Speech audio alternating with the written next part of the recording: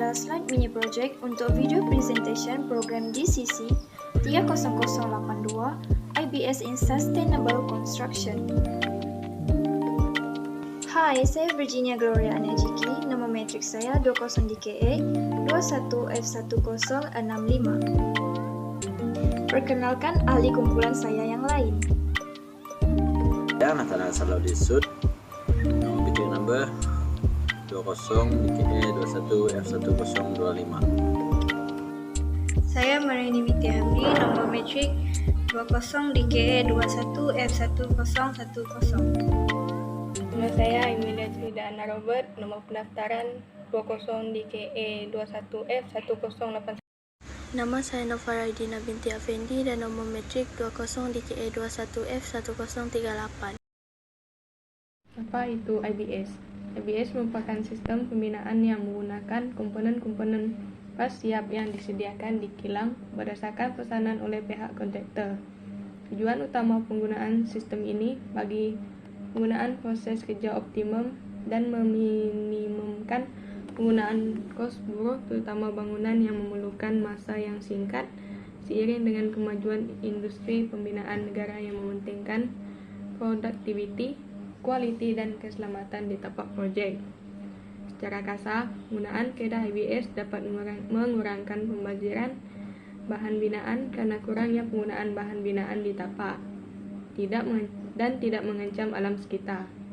Termasuk pula bahan binaan yang lebih teratur serta selamat digunakan dalam kaedah IBS. Malah, tempoh pembinaan juga lebih singkat. Antara kelebihan sistem IBS adalah penjimatan ruang, aplikasi teknologi canggih, penggunaan bahan secara optimum dan tidak mudah terdedah kepada cuaca. Berikut merupakan komponen-komponen IBS. Yang pertama, beams, precast concrete. Rasuk ialah unsur struktur yang terutamanya menentang beban yang digunakan. Kemudian pada paksi rasuk, unsur yang direka untuk membawa beban paksi terutamanya ialah struktur atau lajur. Yang kedua ialah columns. Lajur atau tiang berdalam seni bina dan kejuruteraan. Struktur adalah elemen struktur yang menghantar melalui mapatan berat struktur di atas kepada elemen struktur lain di bawah. Dalam erti kata lain, lajur adalah ahli mapatan. Seterusnya ialah roof truss. Bercut metal roof truss, struktur berbingkai bersama yang mengekalkan beban cenderung menegak atau mendatar. Kekuda terdiri daripada sudut, saluran plat, dan bar mata untuk menyokong bumbung, jambatan atau struktur lain. Seterusnya adalah floor slab, precast half slab. Ianya merupakan tapak lantai berfungsi untuk mengedarkan tanpa mengubah bentuk atau retak beban yang digunakan padanya. Pada subgrade yang lemah di bawah untuk menyokongnya jika direka sebagai tapak tanah yang digantung. Ianya juga untuk menyediakan permukaan haus yang sesuai di mana operasi kemudahan itu boleh digunakan secara cekap dan selamat. Ini adalah pelan AutoCAD untuk struktur binaan kami.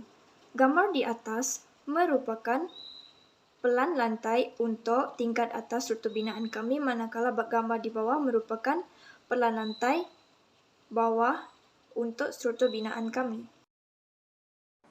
Antara 5 jenis komponen pembinaan IBS ialah struktur kereli bahan, sistem komponen peratuang, sistem acuan inovatif, struktur kayu pasang siap dan sistem blok modular. Terusnya adalah perbandingan di antara IBS dengan pembinaan konvensional. Dari segi tempoh pembinaan, IBS hanya makan masa yang singkat, manakala pembinaan konvensional makan masa yang lebih lama. Dari segi kos pula, IBS hanya menggunakan kos yang sedikit, manakala pembinaan konvensional menggunakan kos yang lebih banyak. Pekerja, IBS hanya menggunakan tenaga buruh yang sedikit, manakala pembinaan konvensional menggunakan tenaga buruh yang lebih banyak. Tapak pembinaan di IBS merupakan lebih teratur dan kemas, manakala pembinaan konvensional keadaan tapak yang dipenuhi dengan bahan binaan. Antara bahan-bahan yang digunakan oleh saya dan ahli kumpulan untuk menyiapkan struktur binaan ini termasuklah plastik board, hot glue stick, hot glue gun dan polystyrene. Saya ingin menerangkan tentang proses-proses penyediaan rumah. Yang pertama, kami menyediakan cardboard sebagai lantai. Yang kedua, kami mendirikan kolom. Yang ketiga, kami memasang beam menggunakan polystyrene. Yang keempat, kami memasang dinding menggunakan cardboard. Yang kelima, kami memasang tangga dan kolom pada second floor. Tangga kami menggunakan polystyrene dan kolom pada second floor pun kami menggunakan cardboard. Yang keenam, kami memasang dinding pada second floor dan roof truss, iaitu kami menggunakan cardboard. Seterusnya merupakan video dan gambar untuk setiap proses pemasangan struktur binaan kami.